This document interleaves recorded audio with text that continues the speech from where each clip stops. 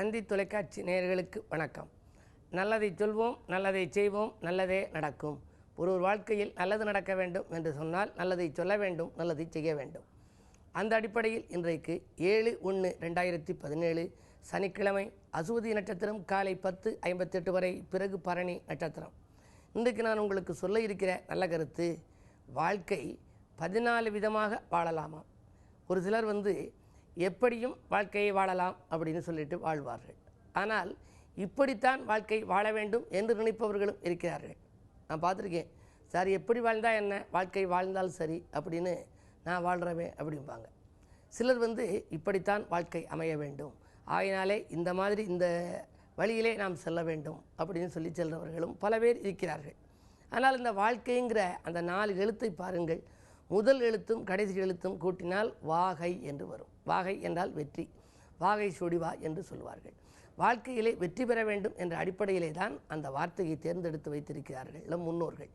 அதற்கு பிறகு 2வது எழுத்தை நீக்கிவிட்டு பாருங்கள், வாக்கை என்று வரும். கொடுத்த வாக்கை காப்பாற்ற வேண்டும், அதற்காகத்தான் நாணயமாக நடந்து கொள் என்று சொல்வார்கள். நாணயம்னு பேர் காசுக்கு. இப்போ 1 ரூபா காசு இருக்குது, 2 ரூபா காசு இருக்குது, அந்த நாணயத்தை எடுத்து வாம்பாங்க. நாணயம்னு எதற்காக சொன்னார்கள் என்றால், நாம் நாணயமாக நடந்து கொள்ள வேண்டும் என்று சொல்லி. அப்படி நாணயமாக நடந்து கொள்வதற்கு நயமாகவும் நாம் பேசி சில பேர் நாணயமாக நடந்து கொள்ள மாட்டார்களாம். ஆகையினாலே தான் அதற்கு நாணயம் என்று வைத்தார்கள். அதிலே அந்த வாக்கை என்று சொன்னால் கொடுத்த வாக்கை காப்பாற்ற வேண்டும். அதே மாதிரி குடும்பம்னு சொல்கிறாங்க. குடும்பம்னா என்ன அர்த்தம் அப்படின்னா, அந்த சொல்ல பிரிங்க. குடு பிளஸ் இன்பம், நீ இன்பத்தை கொடுக்க வேண்டும். ஒரு குடும்பத்தில் இருக்கிற தலைவன் குடும்ப தலைவிக்கு இன்பத்தை கொடுக்க வேண்டும். அதே நேரத்தில் குடும்ப தலைவி குடும்ப தலைவனுக்கு இன்பத்தை கொடுக்க வேண்டும். குழந்தைகளும் எந்த துன்பத்தையும் கொடுக்கக்கூடாது. அந்த குடும்ப உறுப்பினர்களெல்லாம் இப்போ பார்த்தா எல்லார் வீட்டுக்கு வீடு வாசல்படி அப்படின்னு சொல்லுவாங்க. எல்லார் குடும்பங்களிலேயும் பிரச்சனை இருக்குது. ஆனால் குடும்பம் என்ற வார்த்தையை ஆராய்ந்து பார்க்கின்ற பொழுது, நீ இல்லத்திலே மற்றவர்களுக்கு குடு இன்பம், அப்படி குடு இன்பத்தை கொடுத்தால் உங்களுடைய வாழ்க்கை வளமாக இருக்கும் என்று குடும்பம் என்ற ஒரு சொல்லை தேர்ந்தெடுத்தார்கள். ஒரு பாடல் கூட திரைப்படத்திலே வரும். காதல் என்னும் கவிதை சொன்னேன் கட்டிலின் மேலே, அந்த கருணைக்கு நான் பரிசு தந்தேன் தொட்டிலின் மேலே என்று அழகாக கவியரசர் வர்ணித்திருப்பார். ஆகையினாலே அந்த குடும்பம் குடு இன்பம் என்று வருவது போல வாழ்க்கையை நாம் எப்படி அனுபவிக்க வேண்டும் என்பதை பற்றி முன்னோர்கள் 14 விதமாக சொல்லியிருக்கிறார்கள். வாழ்க்கை ஒரு அன்பு, அதை அனுபவிப்போம். அன்பை அதை நம்ம எடுத்துக்கிட்டோம் அப்படின்னா, எல்லோரிடமும் அன்பு செலுத்தி அனுபவித்தால் நமக்கு துன்பம் என்பதே வராது. துன்பம் துள்ளி ஓடிவிடும். வாழ்க்கை என்பது ஒரு அழகு, அதை அதிசயிப்போம். மற்றவர்கள் வாழ்கிற வாழ்க்கையை பார்க்க வேண்டும். எவ்வளவு அழகாக அவர்கள் வாழ்க்கை நடத்துகிறார்கள், எந்த நல்ல நிலையிலே இருக்கிறார்கள், சொன்ன சொல்லை நிறைவேற்றுகிறார்கள் என்று நாம் அதிசயிப்போம். அப்படி அதிசயித்தும் நாம் வாழலாமாம்.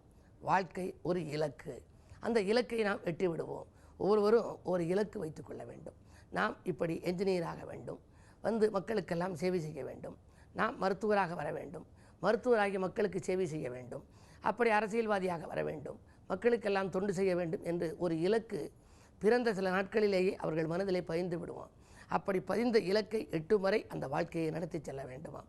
வாழ்க்கை ஒரு இலக்கு, அதை எட்டி விடுவோம். வாழ்க்கை ஒரு ரகசியம், அதை வெளிப்படுத்துவோம்.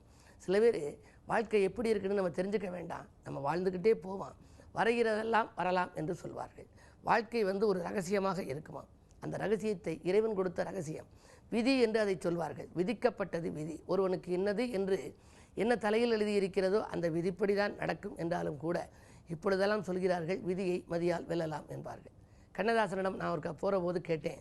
எனக்கு ரொம்ப நெருங்கிய சொந்தம் கவியரசு கண்ணதாசன். அவர் எங்கள் வீட்டுக்கு வந்த பொழுது அவர்கிட்ட கேட்டேன், இது மாதிரி விதியை மதியால் வெல்லலாம்னு சொல்கிறாங்களே ஐயா, விதியை மதியால் வெல்ல முடியுமான்னு கேட்டேன். அதுக்கு அவர் அழகாக பதில் சொன்னார், விதியை மதியால் வெல்லலாம் என்பதே உன் விதியாக இருக்குமானால் நீ விதியை மதியால் வெல்லுவாய் அப்படின்னு சொன்னார்.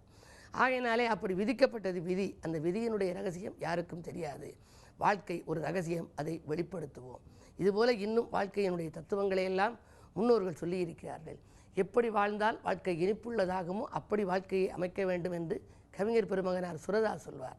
அப்படி வாழ்க்கையை வளப்படுத்திக் கொள்ள இன்றைக்கு சனிக்கிழமை என்பதால் நீங்கள் சனி பகவானை வழிபட்டு சஞ்சலங்களை எல்லாம் தீர்த்து கொள்ளுங்கள் என்று சொல்லி 12 ராசிகளுக்கான பலன்களை இப்பொழுது உங்களுக்கு வழங்கப் போகின்றேன். மேசராசி நேயர்களே, மாற்று கருத்துடையோர் மனம் மாறுகின்ற நாள். இன்றைக்கு வீட்டு தேவைகள் பூர்த்தியாகும். கூட்டு முயற்சிகளிலே உங்களுக்கு வெற்றி கிடைக்கும். அஷ்டமத்து சனியின் ஆதிக்கம் இருந்தாலும் கூட ஆரோக்கியம் சீராகி ஆனந்தப்படுத்தும், மருத்துவ செலவுகள் குறையும், மகிழ்ச்சியான சம்பவம் இல்லத்திலே நடைபெறும், பயணத்தால் பலன் கிடைக்கும்.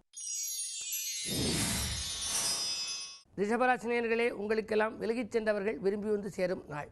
இன்றைக்கு வீடு மாற்ற சிந்தனை மேலோங்கும், வியாபார விரோதங்கள் விலகும், மாமன் மைத்துனர் வழியில் மனதிற்கினிய சம்பவம், மங்கள நிகழ்ச்சிகள் நடைபெறுவதற்கான அறிகுறிகள் தென்படுகின்றன. சொத்து சேர்க்கைக்கும் அஸ்திவாரம் அமைத்துக் கொள்வீர்கள். மிதுனராசினியர்களே, வருமானம் திருப்திகரமாக இருக்கின்ற நாள். இன்றைக்கு வரன்கள் வாயில் தேடி வரலாம். சூரிய பார்வை இருப்பதால் கோபத்தை குறைத்து கொண்டு செயல்படுவது நல்லது. கோபம் அதிகமாக உங்களுக்கு இன்றைக்கு வரலாம். அதன் மூலமாக கூட இருப்பவர்களால் பிரச்சனைகள் கூட உருவாகும். கிழமை சனி என்பதனாலே இன்றைக்கு ஆஞ்சநேயரை வழிபட்டு அல்லல்களையெல்லாம் போக்கிக் கொள்ளுங்கள். கடகராசினியர்களே, உங்களுக்கு நினைத்தது முடித்து நிம்மதி காணுகின்ற நாள். நேற்று நடைபெறாத காரியம் இன்று நடைபெறப் போகின்றது. நிகழ்கால தேவைகள் உங்களுக்கு பூர்த்தியாகும். நீடித்த நோயிலிருந்து நிவாரணம் பெறுவீர்கள்.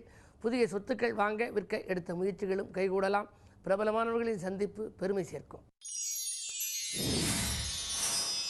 சிம்மராசினியர்களே, நெருக்கடிகள் அகலும் நாள்.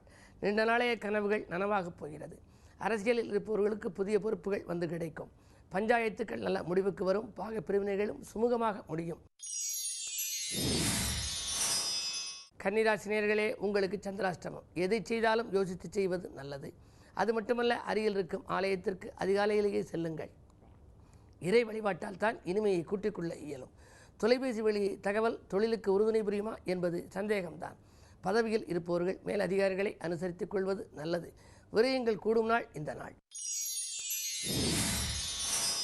துலாம் ராசினியர்களே, உங்களுக்கு வாகனம் வாங்குவதில் ஆர்வம் காட்டுகின்ற நாள். இன்றைக்கு வரும் விருந்தினர்களாலும் உங்களுக்கு நன்மைகள் கிடைக்கலாம். உடன்பிறப்புகள் உங்கள் குணமறிந்து நடந்து கொள்வார்கள். திடீர் பயணம் தித்திக்க வைக்கும், திகைக்கவும் வைக்கும். தொழில் மாற்று சிந்தனை மேலோங்கும். சனியினுடைய ஆதிக்கத்தால் உங்களுக்கு வரவு திருப்திகரமாகவே இருக்கிறது. விருச்சிக ராசினியர்களே, உங்களுக்கு தொழிலில் எதிர்பார்த்த இடத்திலிருந்து தொகை வந்து சேரும் நாள். தொட்ட காரியங்களிலெல்லாம் வெற்றி கிடைக்கும். துணையாக இருக்கும் நண்பர்கள் தோள் கொடுத்து உதவுவார்கள்.